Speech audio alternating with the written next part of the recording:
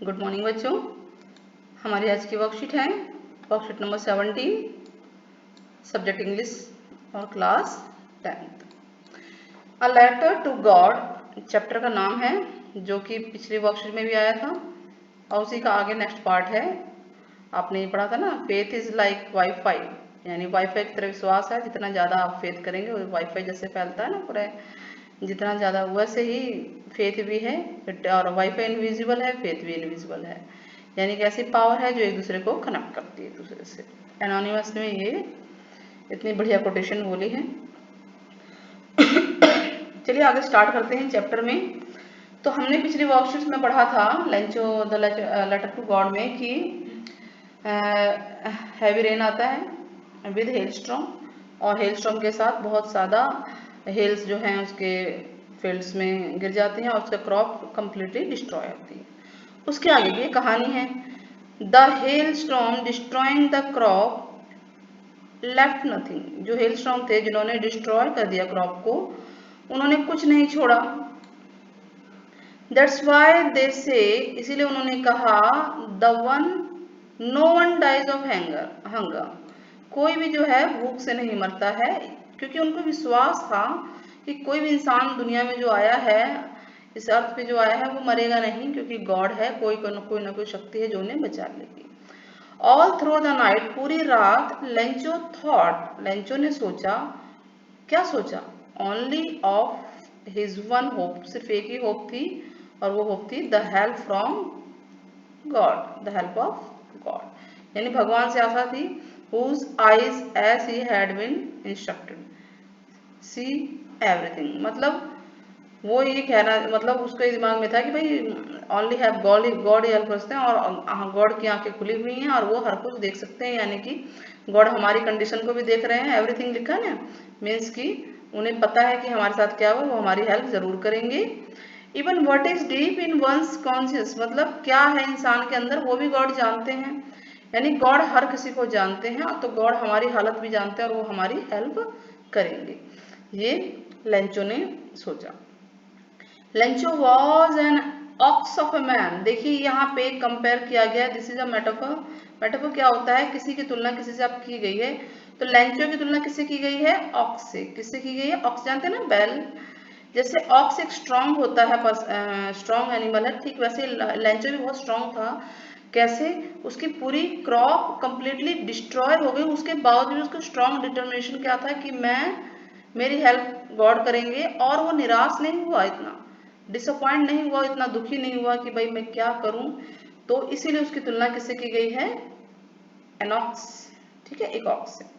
तो Lencho was an ox of a man working like an animal in his field, और वो animal की तरह ही काम भी करता था। देखिए बहुत ज्यादा हार्ड वर्क करता था, जिस तरह से ऑक्स बहुत ज्यादा हार्ड वर्किंग होता है, स्ट्रांग होता है, वैसे ये भी बहुत स्ट्रांग था और बहुत ही ज्यादा हार्ड वर्क करता था अपनी फील्ड में।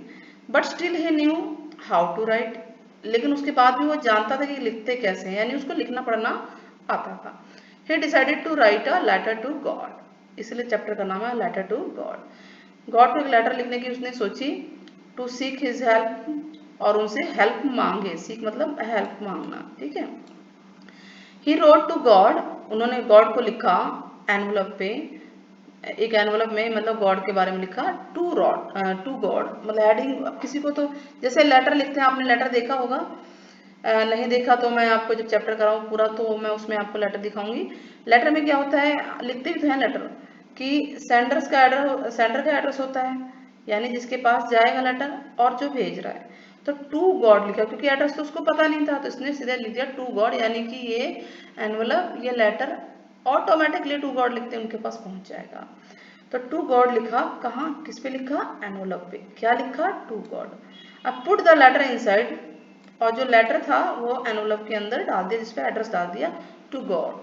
स्टिल ट्रबल्ड, अभी भी परेशान था, वेंट टू टाउन, टाउन गया, शहर में गया। At the post office, post office के पास गया। ही प्लेस्ड अ स्टैम्प, उसने एक स्टैम्प लगाई लेटर पे, जो एनवलप था, और उसको मेल बॉक्स में डाल दिया, ठीक है। नाउ, अब मेल बॉक्स में डाल दिया, तो आप ये बताइए लेटर सबसे पहले कहाँ जाता है, पोस्ट ऑफिस जाता है ना। पोस्ट ऑफिस में सारे लेटर पोस्ट मास्टर के अंडर में निकल, मतलब कि पोस्ट मास्टर के हाथ से निकलते हैं। तो जो वहाँ पोस्ट मास्टर था वो एक फैट मोटा ताजा इंसान था। अमीबल फेलो था, मतलब खुश मिजाज था, वो हंसमुख था। ब्रोक आउट लाफिंग, बहुत तेजी से हंसा। क्यों हंसा? क्योंकि उसने एनवलप पर क्या देखा? एड्रेस क्या था? To God.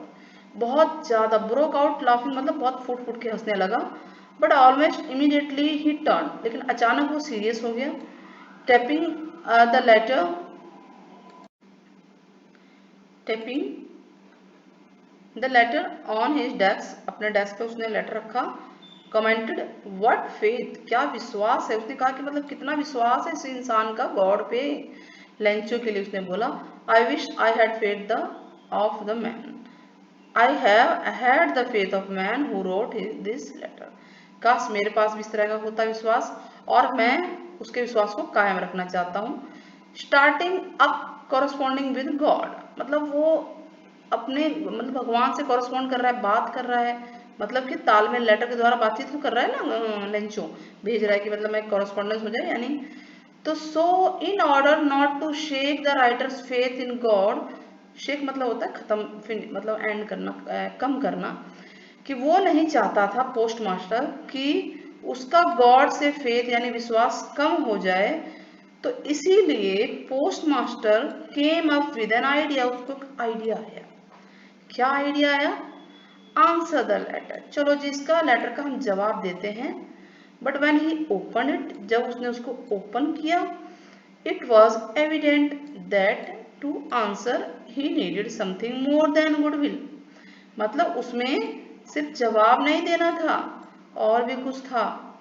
Ink and paper, सिर्फ स्याही और ये होप, या सिर्फ ये नहीं था कि उसकी उम्मीद हमें लिख देनी है कि वो उसका जवाब रिटर्न में दे दे पोस्ट मास्टर और काम खत्म हो जाए, नहीं।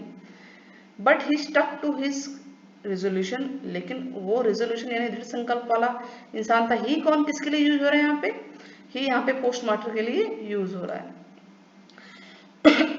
क्योंकि उसने सोच ली थी कि मैं हेल्प करूंगा। अब ये बताइए उसने ऐसी क्या चीज देखी होगी लेटर में? वही ना कि हेल्प, वो कुछ ना कोई हेल्प मांग रहा था, और वो हेल्प थी मनी की। तो क्योंकि वो अपने रेजोल्यूशन पे स्टक था, दृढ़ संकल्प वाला था, वो हिल नहीं सकता था, तो ही आस्क्ड फॉर मनी, ठीक है, फ्रॉम हिज एम्प्लॉइज। ये लाइन इंपॉर्टेंट है। पोस्ट मास्टर ने अपने एम्प्लॉइज, जो उसके अंडर कर्मचारी थे, एम्प्लॉइज थे काम करने वाले, उनसे पैसा मांगा, और अपनी सैलरी का एक पार्ट भी उसने दिया, ठीक है, और कुछ सेवरल फ्रेंड्स भी, ठीक है, of his were obliged to give something, और इसके दोस्तों ने भी दिया। For an act of charity, उन्होंने सोचा कि ये चैरिटी का काम हम कर रहे हैं। चैरिटी जानते हैं ना, दान पुण्य का काम करना। तो for an act of charity पूछ सकते हैं क्या है, यही आप बताएंगे कि वो जो पोस्ट मास्टर हेल्प करना चाहता था और with his employees and friends, तो इसी को for an act of charity कहा गया। जो हेल्प कर रहा था वो किसकी? लेंचो की। Now it was impossible for him to gather 100 pesos. Pesos देखिए ये मनी का, जैसे यहाँ पे रुपए चलते हैं ना, वैसे उस कंट्री में जहाँ की स्टोरी बनाई गई है पीसोज चलते हैं। तो ये इम्पॉसिबल था, 100 पीसोज बहुत ज्यादा होते हैं अमाउंट, और उसको इकट्ठा करना। तो he was able to send farmer only little more than half, आधे से थोड़ा ज्यादा दे पाए। He put money in an envelope, उसने मनी को एनवेलप में डाला, और एड्रेस किसका डाला? लेंचो का, क्योंकि एड्रेस उसने अपना तो लिखा ही था, और ओनली ए सिंगल वर्ड लिख दिया, सिग्नेचर कर दिया गॉड का, यानी भगवान ने ये क्या किया है? भगवान ने ये। नाउ इट्स अ सरप्राइज कि जब वो लेंचो उस लेटर को प्राप्त करेगा, उस लेटर को पढ़ेगा, तो क्या होगा, इसको भी हम पूरा पढ़ेंगे, ठीक है। चलिए अब इससे रिलेटेड क्वेश्चंस करते हैं। Who and what did Lencho have faith in? Lencho का हु मीन्स किस पे और क्या विश्वास था, तो इसका आंसर हम लिखेंगे Lencho had faith in God that God would surely help him. तो हु का आंसर हो गया गॉड, और व्हाट का आंसर है कि गॉड उसकी हेल्प करेंगे। Whom did Lencho write a letter to God, तो क्या आंसर होगा? Lencho write a letter to God, किसको लिखा था? होम का मतलब किसको, तो किसको लिखा था उन्होंने? A letter to God. Now what kind of a person was postmaster, कैसा था, काइंड हार्टेड था ना, दयालु था ना, तो हम लिख देंगे लेंचो, सॉरी यहाँ पे वो आएगा पोस्ट मास्टर, ठीक है, यहाँ पर आप लिख देंगे post master, P post master, ठीक है। तो यहाँ लिखेंगे the post master was kind hearted person, क्योंकि क्वेश्चन में द पोस्ट मास्टर है ना। Now question number 4, how did the post master help Lencho, बताइए। तो हमारे पास पूरी लाइन आई थी यहाँ पे, यहाँ से लेकर कि भाई उसने मनी आस्क एम्प्लॉइज से और खुद भी एक पार्ट ऑफ सैलरी दिया और कुछ दोस्तों से भी बोला। तो ये पूरी लाइन आप लिख सकते हैं यहाँ से यहाँ तक, और जबकि और आंसर भी बनते हैं। The postmaster asked money from his employees and also gave a part of his salary to help Lencho. Friend का भी जिक्र आप कर सकते हैं इसमें, क्लियर है। नाउ द मेटाफर, जो ये वर्ड यूज किया गया N ox of a man, ये इसका मतलब क्या है तो हम बताएंगे। यहाँ पर लेंचो की तुलना, जो ऑथर ने लेंचो की तुलना ऑक्स से की है, क्योंकि जैसे ox, an ox of a man का मतलब होता है वेरी स्ट्रॉन्ग मैन। जिस प्रकार से ऑक्स बहुत ज्यादा स्ट्रांग होता है, वैसे ही लेंचो बहुत स्ट्रांग था, अपने फील्ड में बहुत हार्ड वर्क करता था, ठीक है। नाउ क्वेश्चन नंबर 5, हमें बताना है find the word from the passage which means, इसका मीन्स है या सिनोनिम्स बोल दीजिए। मोरल सेंस होना यानी सेंस में होना, तो इसका कॉन्शियस होगा, ठीक है। नॉट डिटर्मिनेशन संकल्प, रेजोल्यूशन था, रेजोल्यूशन आया था ना इसके अंदर, यस। फ्रेंडली या प्लीजेंट मतलब एमिएबल, यानी कोई इंसान जो इसमें किसके लिए आया था, पोस्ट मास्टर के लिए आया था। देखिए एमिएबल कहाँ है, ये रहा, मिल गया ना। एमिएबल पर्सन था, यानी कि वो फ्रेंडली था, खुश मिजाज था, ठीक है, हंसमुख था, सीरियस नहीं था। तो दो ऑप्शन है हमारे पास, एमिएबल, सीरियस, तो आप एमिएबल बोलेंगे। Currency of Latin American countries, currency जो करेंसी आई थी इस चैप्टर में वो पीसोज है, तो ये हमारा आंसर है, ठीक है। इसमें रिजोल्यूशन है, इसमें हमने क्या होता है एमिएबल है, तो ये क्लियर हो गया आपका। Now notice the word hope, यहां पर हमारे पास एक वर्ड आ रहा है, होप वर्ड आ रहा है, ठीक है। इस वर्ड को नोटिस करना है कि कैसे स्टोरी में आ रहा है।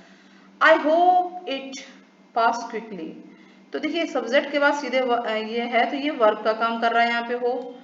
Now there was a single hope, only एक होप थी, देखिए वर्ब तो यहाँ पे है ही, हेल्पिंग वर्ब है ये, तो ये क्या है, ये नाउन है, ठीक है। तो यानी दो चीज है, होप दो तरह से यूज हुआ है, एक वर्ब और एक नाउन। तो in the first example hope is a verb, ठीक है, यानी कोई आशा है या कुछ मतलब उम्मीद है, और दूसरे में क्या है, नाउन है, दूसरे में नाउन है। तो हमें पहचानना है कि what type of word is hope, क्या है, वर्ब है कि नाउन है, यहाँ पे यहाँ अंडरलाइन है। I still have some hope, देखिए यहाँ पर हेल्पिंग वर्ब पहले ही है, हेल्पिंग वर्ब के बाद यहीं पे मेन वर्ब होता है जो कि नहीं है, तो इसका मतलब ये सेम होप ये नाउन है, वैसे भी लाइन अप पढ़ेंगे। अभी मेरे पास मतलब मेरे पास अभी भी उम्मीद है, होप है, तो ये क्या है, नाउन है, ठीक है। और दूसरा हेल्प मैं आपको कर देती हूँ कि अगर वर्ब होते हैं उसको आप जैसे हिंदी मीनिंग बनाते हैं, लाइन बनाते हैं, तो वर्ब में ना वगैरह वर्ड आता है, पता है ना, पीना, खाना, जागना, सोना, हंसना। होप मतलब उम्मीद रखना, आशा रखना। आई एम स्टिल होपिंग, देखो मैं अभी भी आशा कर रहा हूँ, होपिंग है ना, आई एम के साथ है ये, वर्ब के साथ आईएनजी है, तो ये वर्ब है, ठीक है। हेल्पिंग वर्ब के साथ आईएनजी वाला है ये वर्ब है। लेंचो नेवर गेव अप, अब यहाँ पे पहले ही वर्ब है, तो वर्ब के बाद ये वर्ब दोबारा नहीं होगा, ये नाउन होगा, क्लियर हो रहा है। ये देखिए गेव जो है वर्ब है, यहाँ पर एम हेल्पिंग वर्ब था, तो एम के साथ कोई ना कोई वर्ब होता है, वो ये है, एम के साथ वैसे भी आईएनजी वाला होता है, तो ये वर्ब है। यहाँ पे तीसरी लाइन में ये नाउन है। Our children are our greatest hope, हमारे बच्चे आर, यहाँ पे ये हेल्पिंग वर्ब ही मेन वर्ब का काम कर रहा है, तो इसका मतलब ये नाउन है। I hope everyone likes this exercise, मैं उम्मीद करता हूँ, यानी कि ये देखिए वर्ब का काम कर रहा है, कैसे पता, सब्जेक्ट के बाद तुरंत वर्ब है ये, और सब्जेक्ट वर्ब फिर ऑब्जेक्ट है, तो इसका मतलब कि ये वर्ब है। क्लियर हो गया। इस तरह से हमारे सारे क्वेश्चंस होते हैं। आप लोगों को अगर वर्कशीट पसंद आई हो तो चैनल को लाइक, सब्सक्राइब, शेयर करना ना भूलें, और साथ ही बहुत सारे दोस्त साथी सब्सक्राइब तो कर देते हैं, प्लीज़ बेल आइकन जरूर दबाइए। जो घंटी वाला बटन होता है आपके सीधे हाथ पे ही होता है, चैनल पे आप देखेंगे तो घंटी बनी होती है बेल आइकन, उसको जरूर दबाएं ताकि आपको टाइम टाइम पे नोटिफिकेशन मिलती रहे। ये सारे आंसर हैं, देखिए आंसर आपके सामने रख देते हैं। नोटिफिकेशन मिलती रहेगी, आप लोगों को महत्वपूर्ण जानकारी मिलती रहेगी। और प्लीज़ ज़्यादा से ज़्यादा अपने साथियों में शेयर करें, हम ताकि हम लोग भी जो है नए नए मैटर्स, नई नई चीज़ें लेकर आएँ आपके लिए। Till then take care, good bye.